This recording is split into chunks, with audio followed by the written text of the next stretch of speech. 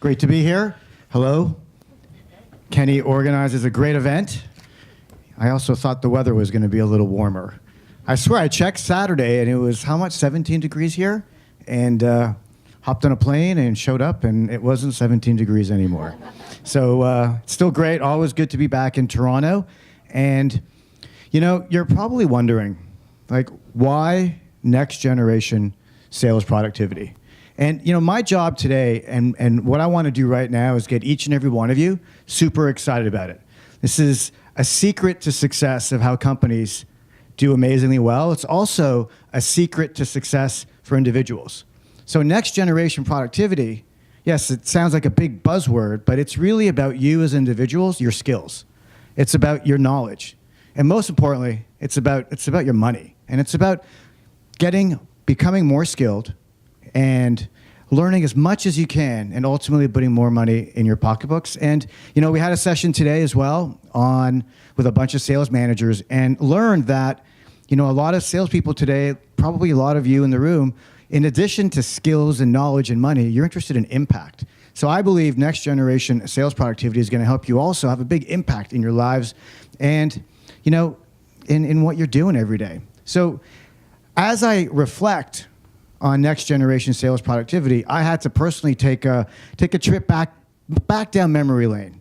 And as I think about kind of my childhood, you know, yes, my dad, my mom, my sisters, my brothers-in-laws, and you know, they're all here. The whole Cohen family is here, which is great support. Great to have them here. But you know, we grew up in Toronto, and I learned the importance of selling and how to sell at a very young age. I just want you to imagine, you know, a young child, you know, maybe 5, maybe 8 years old, you know, greeting customers at the door, understanding how to pitch, how to demo a sofa, a couch. I want you to imagine, you know, a young child learning very young how to kind of decipher, you know, buying motives by looking at customers' buying signals and then learning how to negotiate contracts and learning how to get that order, like at a very young age, right? Very rudimentary kind of back to basic sales. Now, why I'm telling you this story is a lot of the sales that I learned very young served us so well at Salesforce. So I'm going to connect these dots for you, right? The back to basics, you know, kind of sales execution was great. Now, what was also interesting, you know, was at a very young age to have a coach. And the idea of learning and embracing sales in this context of selling furniture, having that become part of your DNA, and then having a coach, you know, who was my dad, teach you how to do it, kind of sticks with you.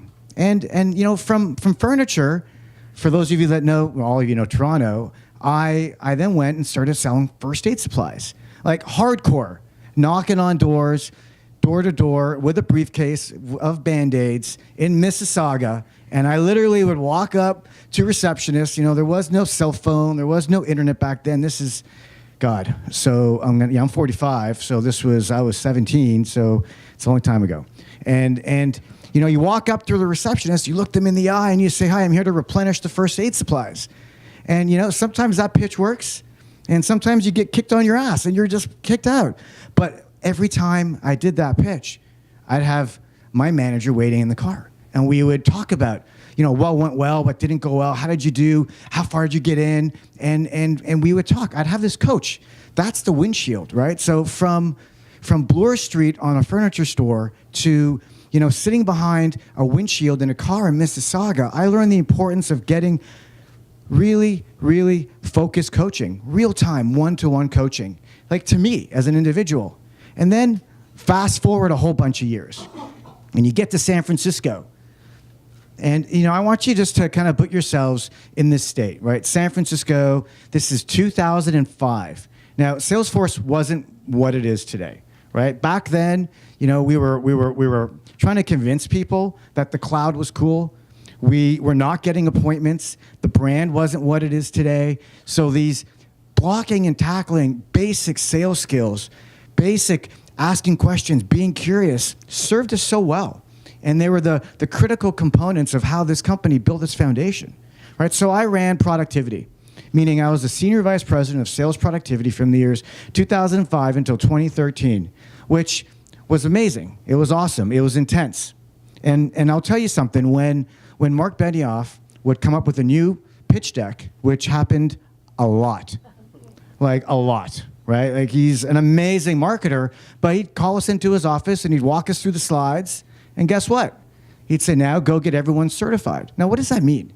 So in my mind, I'm remembering, standing in front of a customer selling a sofa and practicing, value of that sofa and why it's so comfortable, and practicing it a few times and getting feedback, or whether I'm, knocking on doors, in Mississauga, I'm remembering the importance of practicing your pitch, getting feedback on your pitch, learning from each other, learning from a manager, and that was something that we embraced very early at Salesforce.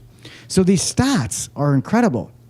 Yes, we trained and onboarded tens of thousands of sales and partner people. So this was a global organization. I had 120 people on the team, and we embraced the idea of knowledge sharing, of sales productivity. It was the #1 driver in the organization. Till this day, and I wrote a book, and the book's available, and you can grab it, and happy to talk about it afterwards. 30 sales kickoffs. I just want you to internalize this for a second. 30 kickoffs. What we learned during this time was the importance of bringing teams together so they can share, right? This idea of practicing and sharing and learning from each other was something that we embraced as an organization. It's awesome. 2 boot camps, certified at least twice a year, thousands and thousands and thousands of rolling up your sleeves meetings and really embracing. And, I got recognized for it, and humbly, Executive of the Year 2011, it was because, I understood the value of coaching, of delivering a culture of practice, of learning from each other, of, hey, it's okay to make mistakes. And by the way, that video we saw before of the product manager kind of doing that like that, that's amazing. Just think about that. But that's the art here of getting great. And that's what this is about. Next generation is about doing great things. And that's what we all want. No question, Salesforce has done and continues to do great things. And so what do we learn? So if we kind of reflect now and we go, okay, so what have we learned over the years? What did we learn from those years at Salesforce? What did I learn? What did I learn back from my early days selling? I learned #1, salespeople learn from each other. It sounds crazy. Most people think salespeople, it's competitive, they're not going to share. It's not true. Salespeople learn from each other. I know this because when we were at Salesforce, we'd run kickoff events and then we'd read the survey results. The only things that scored the highest were the times when we put other salespeople on stage to share their winning plays, to talk about how they won. Their storytelling was what drove the success of that organization. So salespeople need to hear from each other. Fact. Everything we learned is that salespeople need to be a message. And what does that mean, right? Just think back to all the greatness of Salesforce and those meetings that we had, so many of them, when I get called in and I have to review a new presentation. And then, oh, by the way, when we got that presentation from Mark in marketing, guess what we had to do? We had to fly around the world. Literally, 120 of us. Deb is here. Deb Sherpa was on my team, and we were a lot of planes, trains, and automobiles. We had to fly around the world, and we had to sit face-to-face with every single quota-carrying salesperson, with every single salesperson that was a sales support staff. So it was thousands. And this person had to give me the pitch. They had to practice. And if it wasn't great, they had to do it again. This was something that I learned very early. So and it was hard, right? And it was expensive. And it was 120 people, $40 million a year expensive was how much this cost. But it was worth it. We overinvested in training. And each of you, I want you just to start thinking about your organizations. How much are they investing in you? How much are they investing in your personal development? How much are you investing in you?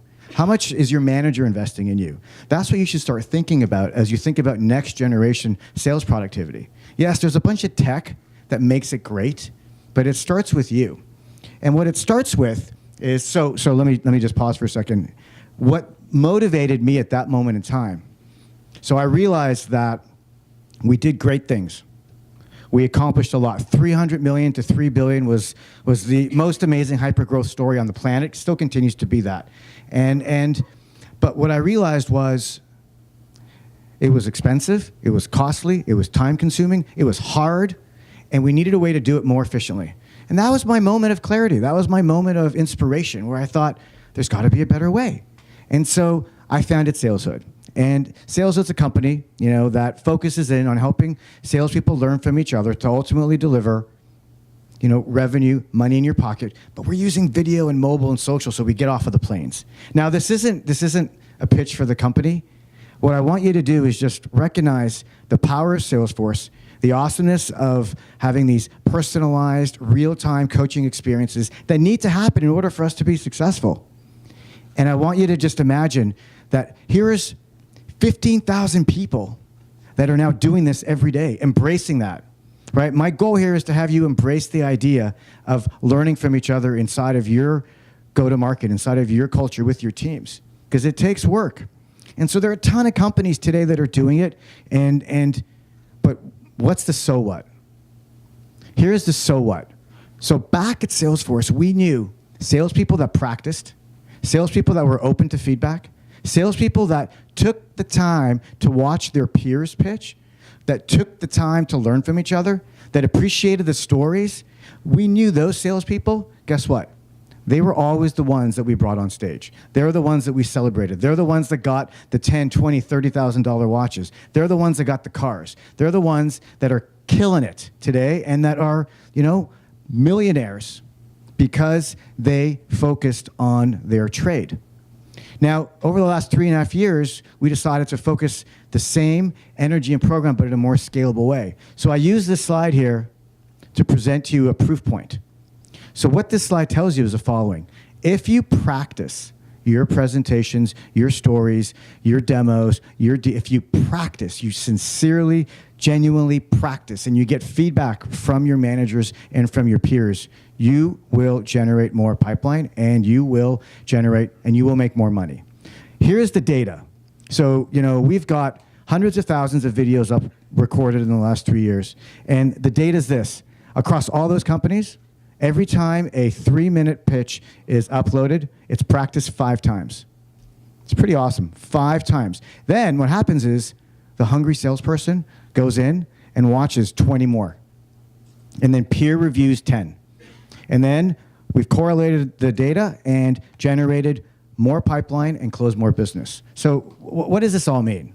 All right, this basically means that each of you in your careers, what you should be doing is focusing on the practice, on the swing. We want you to have a great swing. We want you to do great things, but you can't do it unless you invest the time in practice. And I'll give you an example, right? Here's what it looks like. You've got a manager. Your manager calls a team meeting, right? When you have that team meeting, maybe the manager will go around in a circle and talk about deals or talk about pitches or talk about wins. Here's what you shouldn't do. That's not a time to kind of check out until you get called on. Shove your face in Facebook or Twitter, and then that's the time to kind of turn off all the social and really lean into practice, lean into giving feedback, because every single thing that your peers are going to say and that they're going to share with you is pure gold.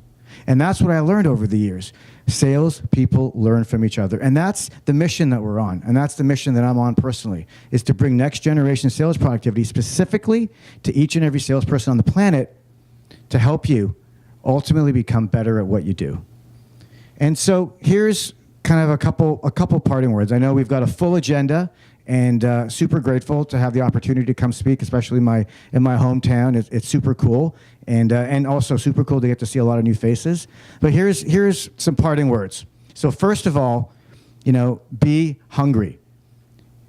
We can talk about being hungry, or we can be hungry. Be hungry to learn, be hungry to make money, be hungry. Just, first job. On this side of the room, what was your first job? Someone call out your first job. What was your first job? Door knocking, that's hunger. First job over here. That's a mascot. A mascot? What kind of mascot was that? A dinosaur. I guess you're hungry.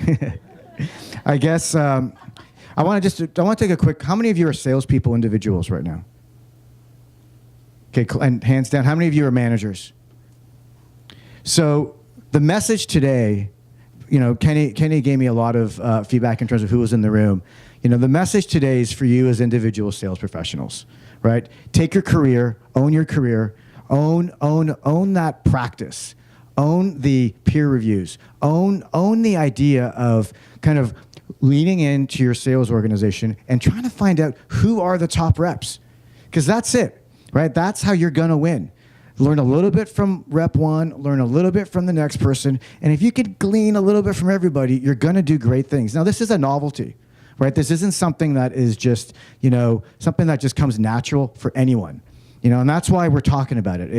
It's not just natural to, raise your hand and say, I want to hear your pitch. Can you share it with me? Or hey, I'm going to give you some feedback. So that's why be hungry, know what the top reps are doing, practice, practice, practice. This is an important one. In order to embrace next generation sales productivity, you got to be open to feedback. Like, hey, it's okay to have an and a no. It's actually welcomed because it's real, it's human. And you know what? It's okay to give constructive criticism. Watching someone's presentation or watching a peer's account plan or having someone go through their demo and just telling them, great job, when you know it sucked, doesn't help anyone. Like, just give them real feedback and hear what they have to say. Be an adult about it. Be constructive, can't be mean, but be real, be positive. And, I love this one. Make every moment a learning moment. It's really important. We embrace this at Salesforce. I've embraced this as a life motto. Every moment is a learning moment. I know the next presentation is going to talk a lot about, productivity and onboarding, and keep soaking it in, keep listening. And, I think we're here. Oh, I'm here. Deb and I. So Deb, by the way, worked with me at Salesforce. Deborah Sherpa. Raise your hand. Hello, hello. She's local here in Toronto, which is awesome. And so please find either one of us. We'll tell you some of the crazy stories that happened at Salesforce, the awesome stories. Hopefully you appreciate some of the cooking that happened behind the scenes, right? Because it's not just, hey, Salesforce comes out. It was hard work. It was super hard work to get people on message, to get everybody trained. And that hard work now is basically being applied to the entire Silicon Valley kind of culture and the DNA, and to all the companies out there. Those are all the logos. And now what we want to do is bring it to you. We want you to embrace this idea of peer-to-peer learning and sharing best practices. And I'm around for the rest of the time. How do we do on time? Kenny? Good. We're going to open it up for a couple questions. You want to do questions right now? Yeah, so, by the way, thank you. Big hand to Kenny. Thank you.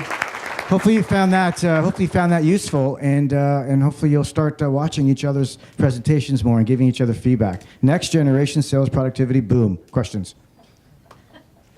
Do we have a mic, Jared? Do we have a mic? Yeah, hey. Perfect. All right. So I was just going to say, one of the hardest things about this is that, does this even work? Oh. You guys can hear me. Is that, sorry, all the practice, all of these training sessions, they feel like homework, right? And it's like, you don't want to be the person who's up in front of the crowd. There's a lot of that goes on. Sure. So, I think everybody knows it's important, but sometimes it's hard to break through that wall of getting the people on the team to realize how important it is and how useful it is. So any tips from Salesforce of how you broke people through to kind of get them bought in? So it's a great question. Over the last 3.5 years, I realized that this idea of learning, of coaching, of best practice sharing, of kind of energizing people through kickoffs and through weekly huddles. I thought that was just happening all over the world. And so in the last 3.5 years, we've been on the job to coach and enable kind of the first-line managers. So those of you that raised your hands afterwards, for the smaller group of you, it's up to you as managers who are running the small teams of 6 to 8 to not make it be something that happens extra, like, oh, we got to do the coaching session. No. It needs to be on the job, right? Think of me sitting in the car in front of a windshield, getting feedback for that, walking into a miss. It's in real time. So the feedback and the coaching needs to be real time as well, but it needs to be part of. Right, so for you with the team, right, your takeaway should be, you come back to the team meeting, and the next time your manager has a forecast call, which basically is ripping through a bunch of deals, raise your hand and say, hey, can we carve out 15 minutes and maybe everyone shares a challenge they had this week? Just a baby step, right? Just take that little baby step. It'll go a long way. And, it is the job of the first line manager to ultimately turn these weekly sessions and turn the one-on-ones into constructive sessions that are going to help me build my careers. And that's the work that we have to do in the industry together, right? Is help the managers be better managers. Is that... More questions. One last question, and then Eli's here afterwards. I'll be here after. Hi, Eli. Thanks very much for coming. Yes, sir. If you were to name sort of the top 3 mistakes that the typical sales rep would make, and most of us here are Sure. individual sales rep, what would they be? Top 3 minutes. Only 3? Keep going. Figure that'd be. So, I think, and this isn't in order. Mistake number 1 is when you get into a meeting and you don't take a couple minutes to build rapport, to be human, like, hello, how are you? How was your day? Recognize that it's a Tuesday. Have some context around human. The reps that just kind of like, all right, here's what we're going to do today. I'm going to give you a demo, and we're going to do, like, no. So let's be human first. Second, I think an important thing that a lot of professionals forget to do, sales professionals, is to be curious. And so I'm a big believer in curiosity as a way of selling, and that's, curiosity is asking questions. And so, first be human, second be curious. And then, I think, and you hear this a lot from different people, I think the fear of, well, I'd say happy ears is probably number 3. And so for those of you that aren't familiar with that term, it's, you're looking at customer in the eye. The customer is telling you they want to buy. Yeah, we're going to buy. We're going to sign the contract tomorrow.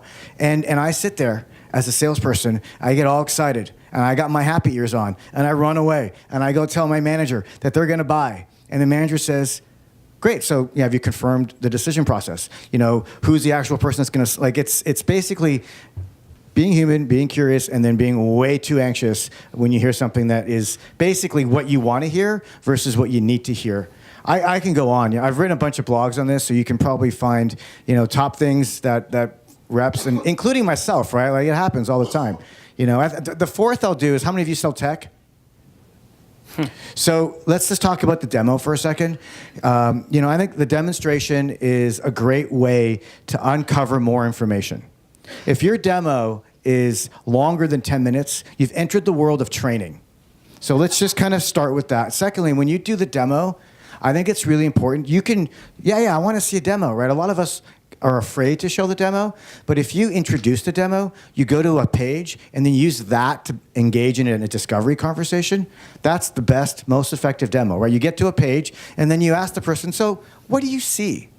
How does this map to how you're doing things today? So I just did a 4th one on that one, sorry. But as you know, I can keep going on and on. You can catch up with me afterwards. Hey, Kenny, dude, thank you. Thank you. Round of applause for Eli.